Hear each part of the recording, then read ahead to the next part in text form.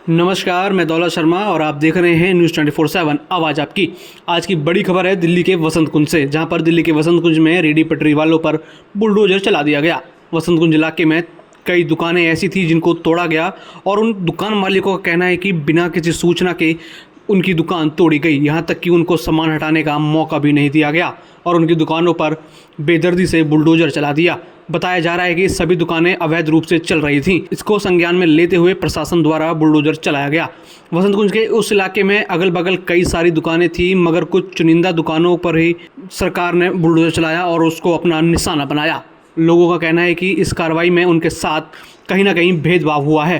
त्योहारों के समय वह दुकानें तोड़ी गई हैं, जिसमें अधिकतर दुकानदार मालिक मुसलमान थे और अब उनका रोजगार छीन लिया गया है।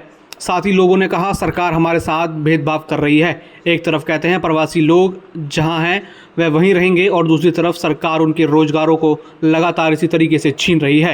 यह सरकार का दोहरा व्यवहार आखिर कब तक चलेगा? आपको बता दें कि स्टडी के दौरान पता चला है कि 2014 में रेडी पटरी लगाने वालों के लिए पार्लियामेंट में एक एक्ट लागू किया गया था, जिसमें रेडी पटरी वालों को और जो सड़क के किनारे दुकान लगाते हैं उनको बड़ी राहत दी गई थी। National association street vendors act के तहत हर राज्य में 2.5% लोगों को प्रमाण पत्र दिया जाएगा और पूरी तरीके से वेरिफिकेशन करके उनकी पटरी रेडी जो उनकी दुकान होगी उनको लगाने दी जाएगी, जिसके बाद ना ही उनको कोई वहाँ से परेशान कर सकता है और ना ही हटा सकता है।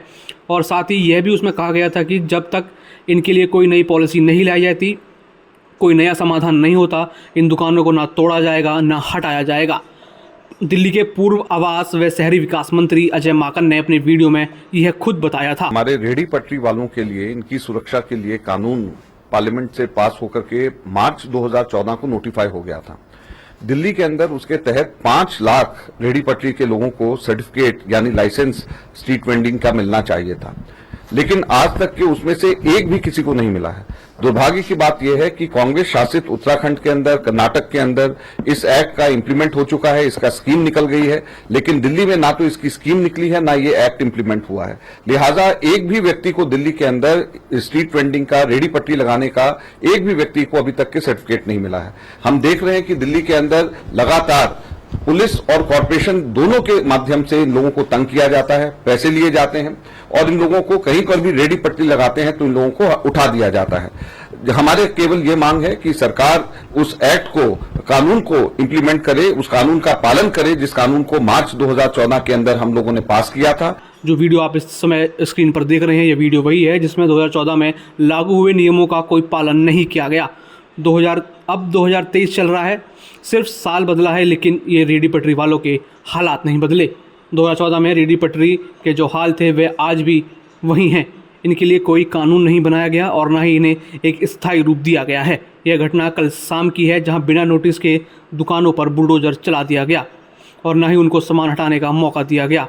साथ ही लोगों का ये कहना है कि उनके आसपास बड़े बड़े रेस्टोरेंट और मॉल बार हैं जो कि बिल्कुल अवैध तरीके से चल रहे हैं, मगर सरकार उन पे क्यों कार्रवाई नहीं करती। लेकिन जो सड़कों पर दुकान लगाते हैं उनको बार बार परेशान किया जाता है। सरकार सिर्फ पैसा बना रही है और लोगों की मजबूरी नहीं समझ रही, और ना ही रेडी पटरी वालों की और जो सड़क के साइड में दुकान लगाते हैं उनकी समस्या सुनी जा रही है। उनका कहना है आखिर अब किस तरीके से ये चलेगा, क्योंकि अब उनका रोजगार एकदम से छीन सा गया है। अब सरकार को ही एक व्यवस्थित ढंग बनाना होगा, नहीं तो ये समस्या उनके लिए और विकट होगी। यहाँ मौजूद दुकानदारों का कहना है कि यहाँ से करीब 50-60 परिवार इफेक्ट हुए हैं और उनको क्षति पहुंची है। वसंत कुंज की उन दुकानों से लेकर दिल्ली जल बोर्ड के सड़क तक पूरा डेमोलेशन किया गया है, जिससे कई परिवार सदके में हैं।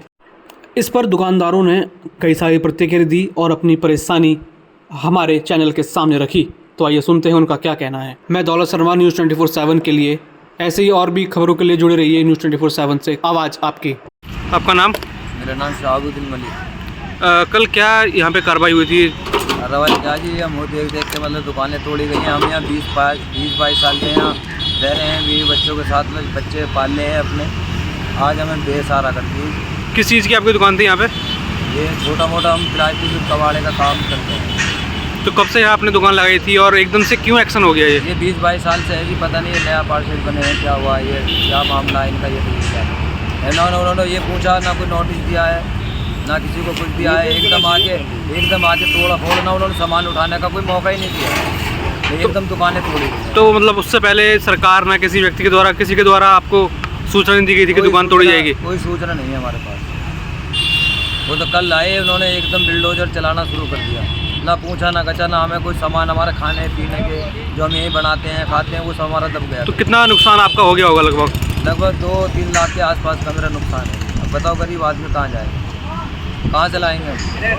तो उसमें कुछ आपके रोजमर्रा की चीज़ें भी थी जो टूट गई उसमें? हाँ, उसमें हमारा खाने पीने का भी है, कुछ सामान हमारा जैसा भी है जो सब तहस नहस कर दिया उन लोगों ने। क्या अभी चाहते हैं सरकार क्या करे? सरकार, हम तो न्याय चाहते हैं कि कैसे हम यहाँ पढ़े थे हम ऐसे ही फिर दोबारा हमें बसाया जाए, क्योंकि 20-22 साल से हम यहाँ रह रहे हैं, कहाँ जाएंगे यहाँ से? बगल में भी आसपास दुकानें हैं, तो बगल में क्या है, सोचते हो कि इसी पे क्यों एक्शन हुआ है? हाँ, इसी पे एक्शन हुए हैं और आगे 4-5 दुकान हैं जो उन पे एक्शन हुए हैं। बाकी जो बीच बीच का कहीं छोड़ा है, कहीं तोड़ा है, कहीं कुछ तरह उन्होंने इस तरीके से काम किया है। नाम आपका? राम कुमार। क्या हुआ था कल, आपने क्या देखा, कैसी कार्रवाई हुई थी? अचानक एकदम मुझे कुछ सूचना नहीं मिली है, आगे कुछ सूचना मिलती तो मैं सामान हटाते कुछ करते, इधर से तोड़ना शुरू कर दिया, उधर पहुंचे उधर तोड़ना शुरू कर दिया। वहाँ पे खाने पीने का भी था, सामान भी था, सब सत्यानाश करके चले गए। इन्होंने जो मुझे लोन दिया है 20,000 10,000 का, अब हम कहाँ से भरेंगे इनका लोन? हमारा तो बहुत नुकसान हुआ हमारा। कब से आपकी दुकान थी यहाँ पे?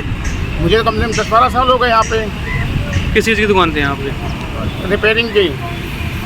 तो बिना कोई नोटिस के? कोई नोटिस नहीं है, कोई कुछ भी नहीं, कोई सूचना नहीं, सामान उठाने तक नहीं मौका नहीं दिया कि सामान उठाने निकालने बाहर। हम अपने साइकिल मेरी चेक टूट गई, इसमें टूल सारे दबे पड़े हैं, सब कुछ सत्यानाश के चले गए बिल्कुल। तो आपको जरूरी कीमती सामान था सब उसमें? कीमती और सामान सब दबा पड़ा हुआ है, सब ऐसे ही तोड़ ताड़ के चले गए ये लोग। तो अभी कहीं आपने बात करी है कि ये कैसे होगा? किससे बात करूँ, कोई सुन ही नहीं रहा है। कल उनसे रिक्वेस्ट करते थे कि बहुत ज़्यादा रिक्वेस्ट की कि छोड़ दो, अभी सामान निकालने लोग ने नहीं, कुछ नहीं निकालने थे। क्या मतलब एक देखा जा रहा है कि सरकार ने जानबूझ के हमला किया आपके जानबूझ ऊपर? हमला हो रहा है कि त्यौहार परसों त्यौहार है इसलिए हमला कर दो, जो तो लोग त्यौहार ही ना बना पाएंगे इनका बिल्कुल। और जो लोन इन्हें दे रखा, मैं लोन कहाँ से भरेंगे इनका लोन कहाँ से भरेंगे जब फिर नोटिस देंगे लोन का? जानबूझ के जुर्म कर रहे हैं आपके ऊपर? जानबूझ के जुर्म कर रहे करा बताना चाहिए ना, 2 दिन पहले नोटिस देना चाहिए कि हम एक मार्केट तोड़ने आ रहे हैं या सामान निकालें या ना निकालें।